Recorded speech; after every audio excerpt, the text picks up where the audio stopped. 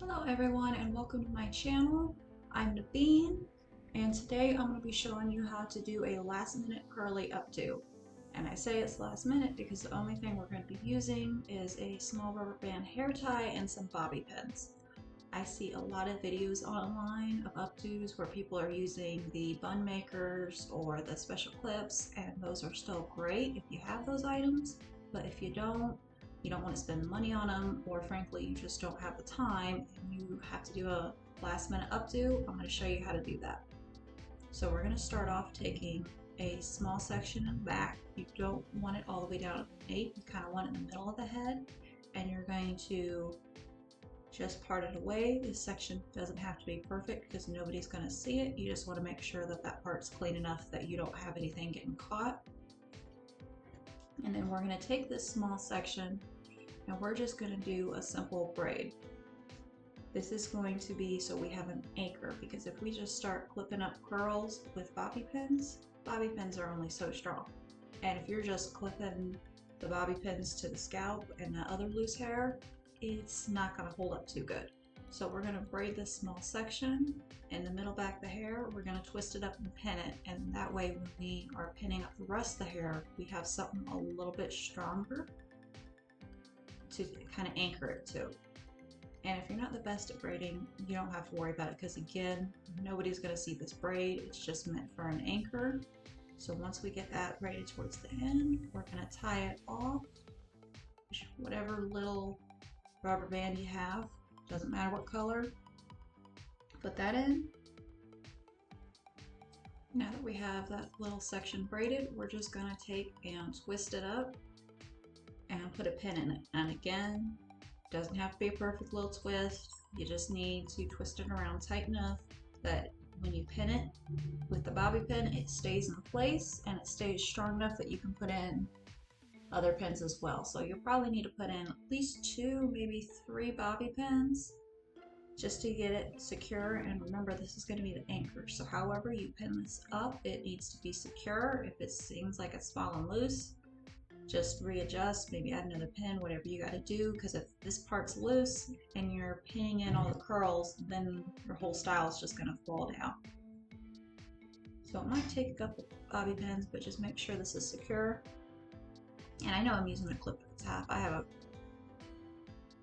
a clip just for holding the hair out of the way, which you can use whatever clip you have. I've even used hair ties in a pinch when I'm on a vacation or staying with a friend or something and you just don't have all the stuff you normally would. That's another time when this kind of updo would be helpful. So we're going to start kind of just above that section we pinned up, more in the crown, and we're going to fold the hair over and clip it down.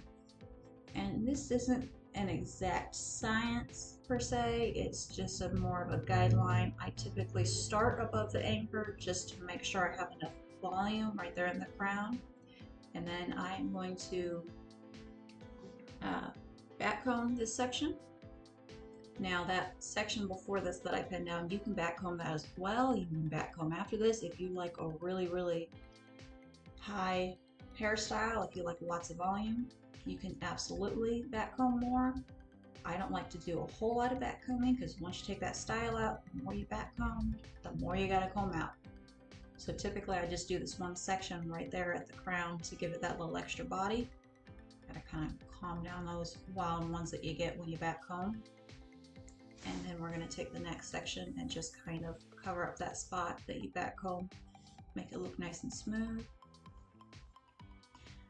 And you all can absolutely create this look, or a similar look at least, if you have straight hair opposed to curly and you don't want to take the time to curl it. If you do have straight hair and you want to take the time to curl it, if you check out this video here, I will show you how to use a Marcel curling iron, which in my opinion is a lot easier and a lot more efficient than a spring curling iron, but of course that's just a matter of personal preference.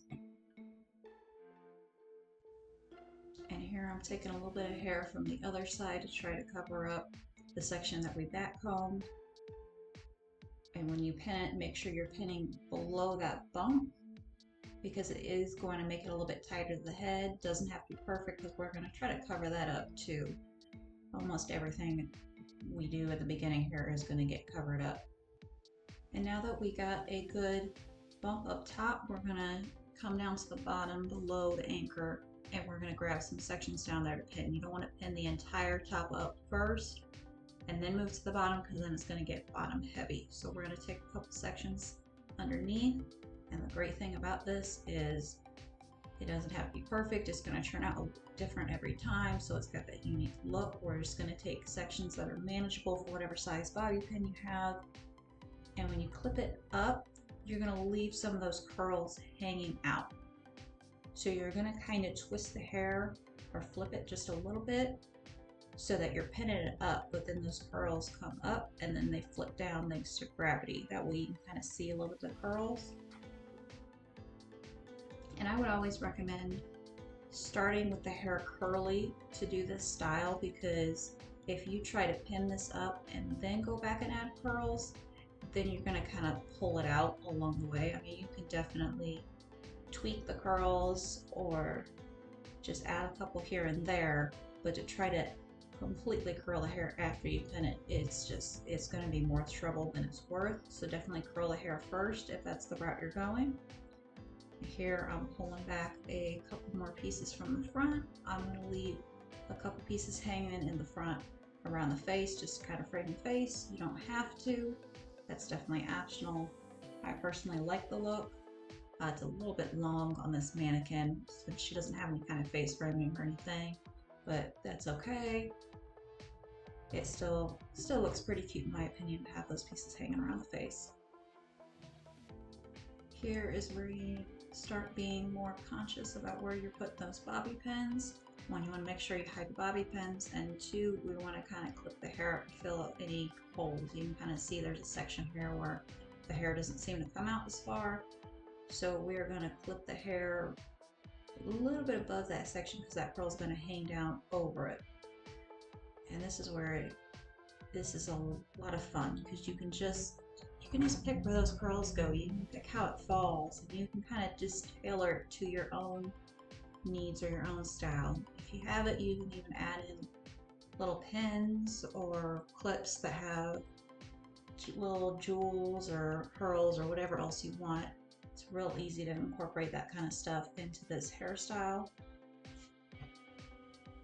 Something else to keep in mind is to make sure the hairstyle feels secure, and that might sound kind of silly, but once you start getting your hair pinned up and you have all those bobby pins in there, you'll feel if it's starting to come loose or if it's secure.